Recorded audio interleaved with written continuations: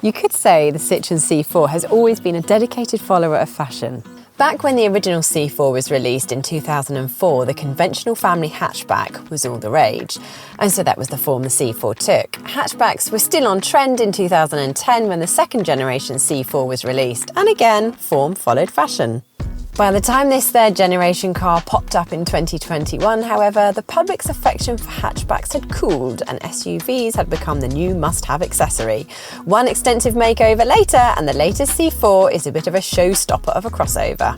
We're about to find out if it has the substance to back up the style, but before we do that, why not take this opportunity to subscribe to the Car Gurus UK YouTube channel by clicking here and click the bell icon on so that you catch all of our latest videos. Now, the thing about fashion is that it can be a little bit divisive, and depending on your outlook, you might see the crossover styling of the C4 as the epitome of high street chic, or you might see it as cataclysmic catwalk craziness. Whatever your view, the C4 is certainly not going to be missed with intricate and unconventional details and bold sweeping lines. What's more, all of the 4 trim levels available look equally trendy, all of them coming with 18-inch alloy wheels and full LED lighting. Like any good SUV or crossover, the C4 combines that style with good levels of practicality. Inside here, there's 308 litres of boot space, which is bang on with a Volkswagen Golf. And that's even more impressive when you consider this is on the same Super Mini platform as a Vauxhall Corsa and Peugeot 208. All but the entry-level version get this height-adjustable boot floor with which you can level up the load lip, and all versions have split folding rear seats that lay reasonably flat when you fold them down. Given it is on a Super Mini platform, you'd be surprised how much space there is in the back here as well. There's plenty of legroom, even if your passengers are over 6 foot.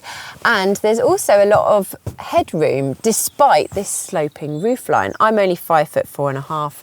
I've got plenty of room. If you are taller, you'll also be fine. The only thing is, sitting 3 side by side across the rear bench is a bit of a squish because it is quite narrow.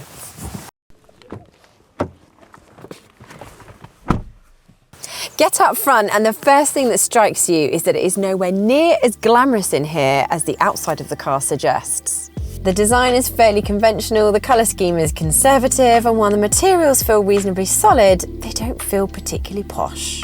The 5.5-inch digital instrument panel is pretty easy to read, gives you a range of layouts to choose from, and is also standard across the range, as is the 10-inch touchscreen infotainment system. All the functionality you expect is supported, and it's fairly easy to find your way around most of the menus using the handy home button. But some functions are a bit tucked away and difficult to find. The graphics are also a bit slow and look dated too.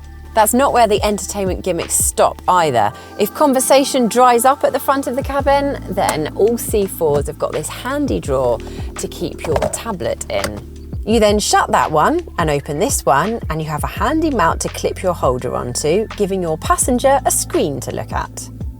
In terms of the driving position, you get plenty of adjustment in both the steering wheel and the seat, but it's a bit of a squeeze to get your arm down to the wheel that adjusts the angle of your backrest. The seat itself is also a bit flat and short of support. The rear view isn't ideal either because the back window is tiny and the spoiler slashes across what little vision you do have.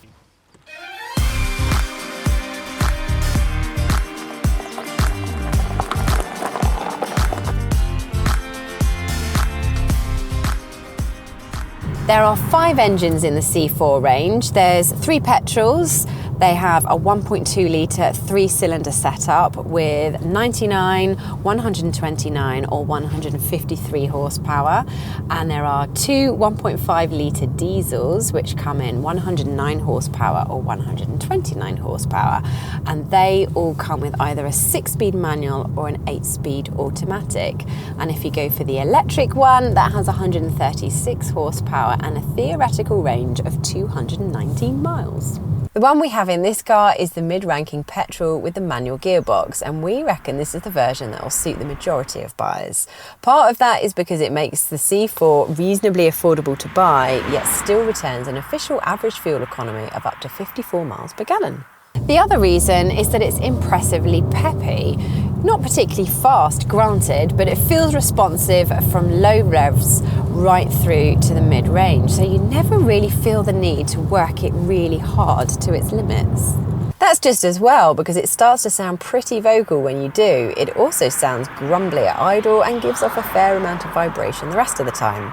It's not the most refined engine of its type then, but you'll have no complaints about the performance levels. What really characterises this car though is the way it slushes down the road. Citroens have been famed for soft, squashy suspension, and the C4 definitely fits that mould, and as a result, it's very comfortable. It absorbs most small ripples and bumps and even takes the sting out some of the bigger ones.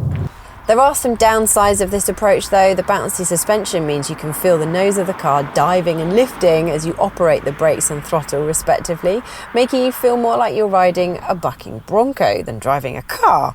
And there's also considerable body roll to be felt as you go around corners, even at moderate speed. Don't worry though, it doesn't make the car feel unsafe or unstable, just untidy. And the same word could be used to describe the controls. The gear shift is notchy and imprecise, the pedals are mushy, and the steering is a bit slow to react. The steering doesn't give you much feedback either, and the wheel feels very light in your hands at all times.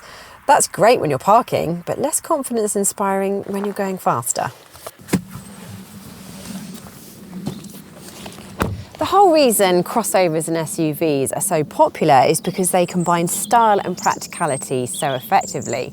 So if you're one of those beholders that sees beauty when you look at the C4, it does both of those very well. Regardless of your view on the looks, the C4 delivers a refreshing dose of individuality. It's also a relatively affordable car to buy and run, and all versions come with lots of luxury and safety equipment as standard. It has its flaws, no doubt about that, but for those who value comfort and ease over excitement, and who like the idea of driving around in something a little bit different, then you will love the C4. Comment below to tell us what you think of those looks. Do you love them or loathe them? If you haven't already, please also remember to subscribe to the Car Gurus UK YouTube channel, and if you fancy buying a Citroen C4 or any other car for that matter, head over to cargurus.co.uk for a great deal from a top-rated dealer.